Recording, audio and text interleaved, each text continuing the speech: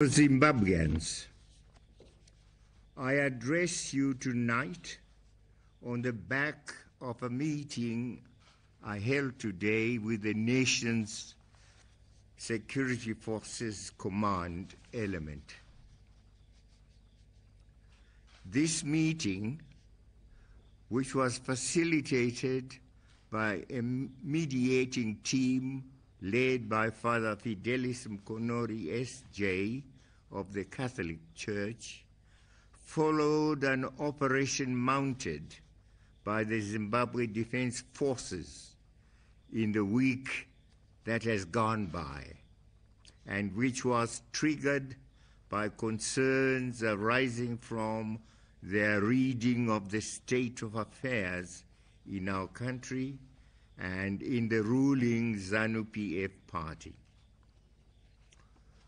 Whatever the pros and cons of the way they went about registering those concerns, I, as the President of Zimbabwe and as their Commander-in-Chief, do acknowledge the issues they have drawn my attention to, and do believe that these were raised in the spirit of honesty and out of deep and patriotic concern for the stability of our nation and for the welfare of our people. As I address you, I'm also aware of a whole range of concerns which has come from you all as citizens of our great country, and who thus deserve our untrammeled attention. Today's meeting with the command element has underscored the need for us to collectively start processes that return our nation to normalcy, so all our people can go about their business unhindered in an environment of perfect peace and security, assured that law and order obtain and prevail as before and endure well into the future.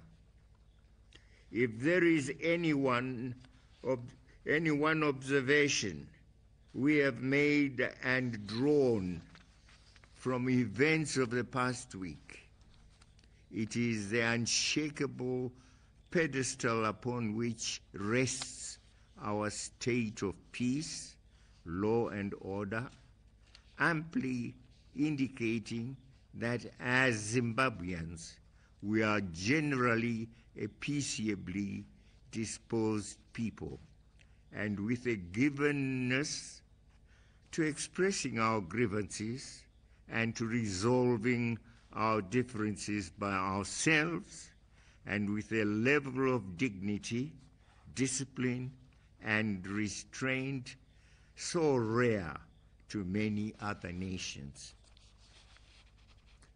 This is to be admired.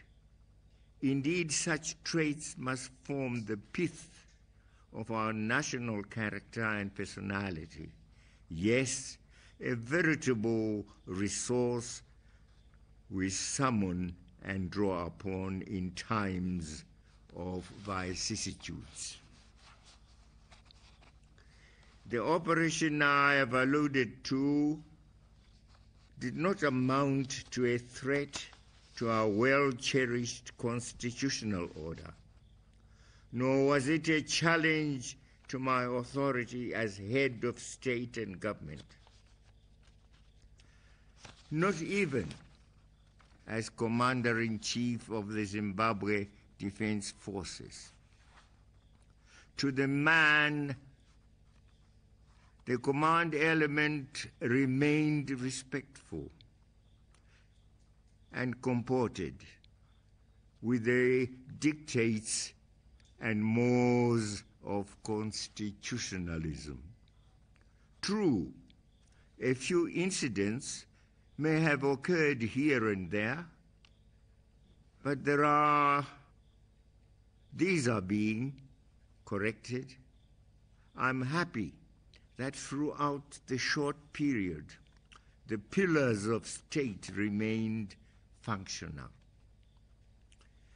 Even happier for me, and arising from today's meeting is a strong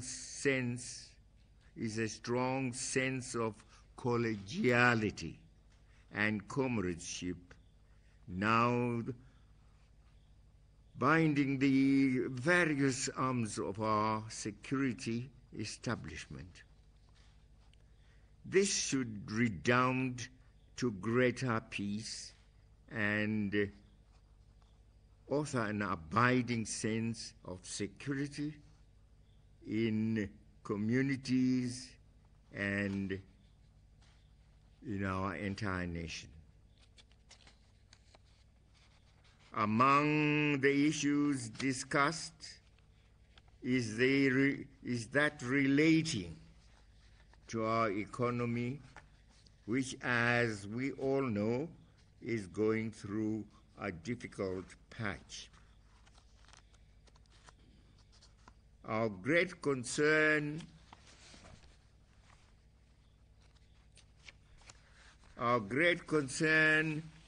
to that guide the operations of all its organs.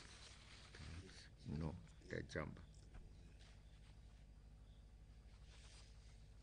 Of greater concern, may I read this again?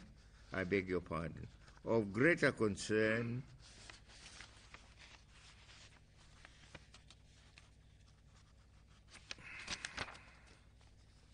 to our commanders are the well-founded fears that the lack of unity and commonness of purpose in both party and government was translating into perceptions of inattentiveness to the economy. Open public spurts between high-ranking officials in the party and government, exacerbated by multiple conflicting messages from both the party and government, made the criticisms leveled against us inescapable. Amidst all this, flagship projects already adopted by government stood stalled or mired in needless controversies. All this now has to stop as we inaugurate a new work culture and pace which will show a strong sense of purpose and commitment to turning around our economy in terms of our policies. Zimasit, government remains committed to improving the social and material conditions